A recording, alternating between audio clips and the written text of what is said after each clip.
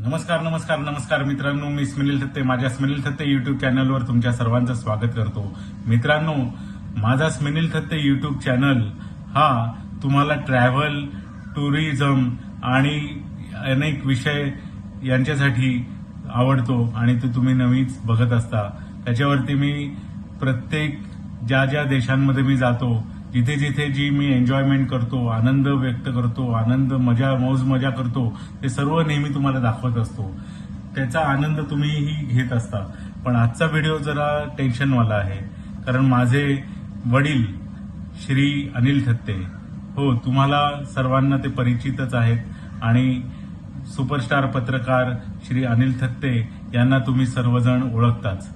त्यांचा अनिल थत्ते गगनभेदी हा युट्यूब चॅनल ही खूप प्रसिद्ध आहे. त्याच्यावर ते अनेक राजकीय घडामोडी आणि गौप्यस्फोट हे सांगत असतात. त्याच्यावरती त्यांचं भाष्य असतं, त्यांचा जो अभ्यास असतो त्याच्यावरनं ते अनेक राजकीय गौप्यस्फोट तुमच्याबरोबर शेअर करत असतात. तर झालं असं की माझे वडील श्री अनिल थत्ते यांना 16 फेब्रुवारीला मेजर हार्ट अटॅक आला. हो, त्याचं झालं असं की 14-15 तारखेपासून म्हणजे 2-3 दिवस त्यांना खूप छातीत दुखत होतं आणि खूप त्रास होत होता, अनइझीनेस होता. त्याच्यासाठी ते रोज हॉस्पिटलमध्ये जाऊन चेकअप करायचे. त्यांचे जे काही रिपोर्ट्स होते ते सर्व नॉर्मल येत होते. म्हणजे असं नाही की त्यांनी काही दुर्लक्ष केलं किंवा काही अचानक झालं, असं काही नाहीये. कारण त्यांना सवयच आहे. त्यांना थोडं जरी काही वाटलं की काही गडबड होती, कारण त्यांना शुगर आणि ब्लड प्रेशर असं भरपूर अनेक आजार आहेत त्यांना. त्यामुळे त्यांना नेहमी प्रिकॉशन घ्यायला लागते. आणि परत त्याच्यामध्ये त्यांची सवय आहे की जरा कुठे काही डिस्टर्बन्स वाटला तब्येतीमध्ये तर ते लगेच जाऊन सगळं चेकअप करतात, डॉक्टरला दाखवतात, त्यांचा सल्ला घेतात, औषधं सगळी बरोबर आहेत ना चेक करून घेतात आणि वेळोवेळी ते त्यांचे तपासण्या चालू असतात, टेस्ट चालू असतात. त्याप्रमाणे त्यांनी 14 तारखेला, 15 तारखेला आणि 16 तारखेला तिन्ही दिवशी जाऊन ईसीजी काढला. सगळ्या प्रकारच्या ज्या टेस्ट असतात त्या सगळ्या केल्या.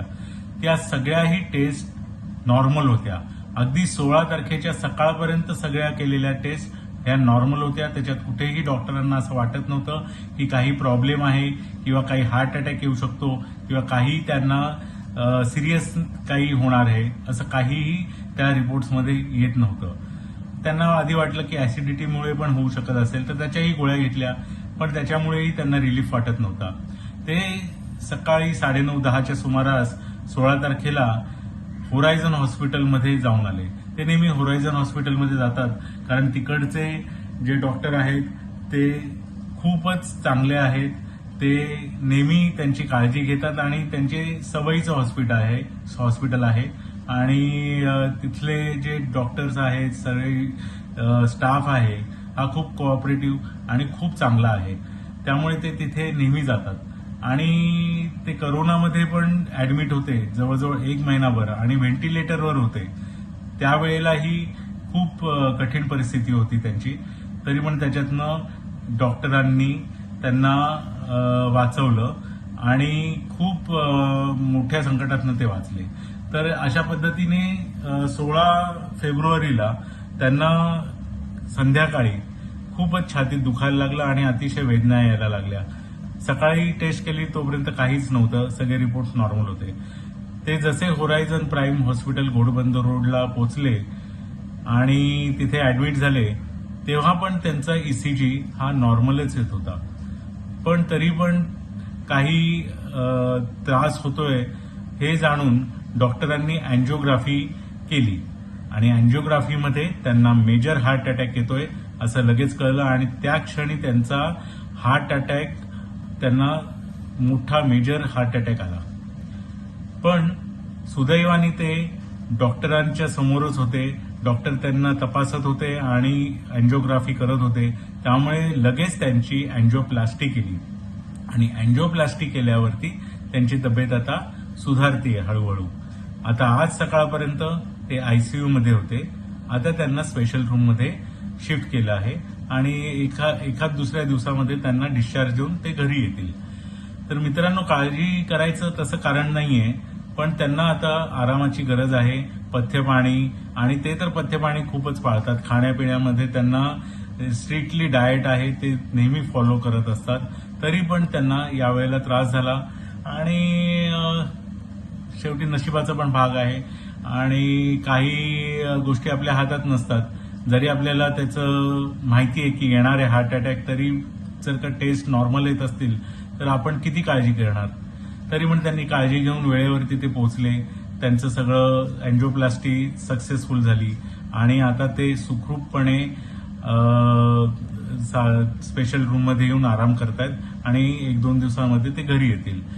तर माझं सांगणं असंच होतं की काळजीचं कारण आहे, टेन्शन आहे, आम्हालाही आहे, तुम्हालाही आहे. त्यांचे चाहते आहेत, जेवढे अनिल थत्ते गगनभेदी युट्यूब चॅनलचे, मुद्दा भारतचे आणि बरेचसे महाराष्ट्रातले चाहते त्यांचे आहेत. त्यांना सगळ्यांनाही काळजी वाटत असेल, म्हणून मी त्यांचा मुलगा स्मेलिल थत्ते हा मी तुम्हाला व्हिडिओ पाठवत आहे. तो तुम्ही नक्की सगळ्यांपर्यंत पोहोचवा, तुमच्या ग्रुप्समध्ये पोहोचवा, आणि हे त्यांना सगळ्यांपर्यंत हे जाऊ दे की ते आता सुखरूप आहेत, आणि थोड्याच दिवसांमध्ये पुन्हा एकदा नवीन जोशामध्ये आणि उत्साहामध्ये आणि स्वतःची काळजी घेऊन ते तुमच्यासाठी राजकारणातील नवीन नवीन गौप्यस्फोट घेऊन पुन्हा एकदा अनिल थत्ते गगनभेदी युट्यूब चॅनलवरती तुमच्या समोर येतील. आणि तुम्ही त्यांच्यासाठी प्रार्थना करा, आणि आपल्या बेस्ट विशेस त्यांच्यासाठी आहेतच, आणि ते लवकरात लवकर बरे होऊन आपल्या समोर लगेच त्यांनी अनिल थत्ते गगनभेदी युट्यूब चॅनलवरनं आपल्या समोर येऊन छान मोठे मोठे गौप्यस्फोट करावे, आणि त्यांची तब्येत आणि आरोग्य खूप छान राहू दे. त्यांना कुठलाही प्रॉब्लेम येता कामा नये, आणि त्यांची तब्येत चांगली राहून ते आनंदात राहून आपल्या सर्वांसाठी चांगल्या चांगल्या बातम्या, चांगले चांगले न्यूज, राजकारणातील अंतर्गत बातम्या आणि गौप्यस्फोट ते असेच करत राहोत. ईश्वर त्यांना चांगलं आरोग्य देव, आणि आपल्या सर्वांचंही चांगलं हो, हीच मी ईश्वर शरणी प्रार्थना करतो. माझ्या स्मेलिल थत्ते युट्यूब चॅनलला तुम्ही कृपया सबस्क्राईब करा. तसंच माझे वडील श्री अनिल थत्ते यांच्या अनिल थत्ते गगनभेदी युट्यूब चॅनललाही कृपया सबस्क्राईब करा, आणि आमचे दोघांचेही युट्यूब चॅनल बघत राहा, आणि आम्हाला असंच प्रोत्साहन द्या, तुमचे आशीर्वाद द्या, तुमच्या शुभेच्छा द्या, आणि तुमचं प्रेम द्या. थँक्यू, धन्यवाद. आमच्याबद्दल काळजी आणि प्रेम दाखवल्याबद्दल तुमच्या सर्वांचे आभार. All the best. God bless you.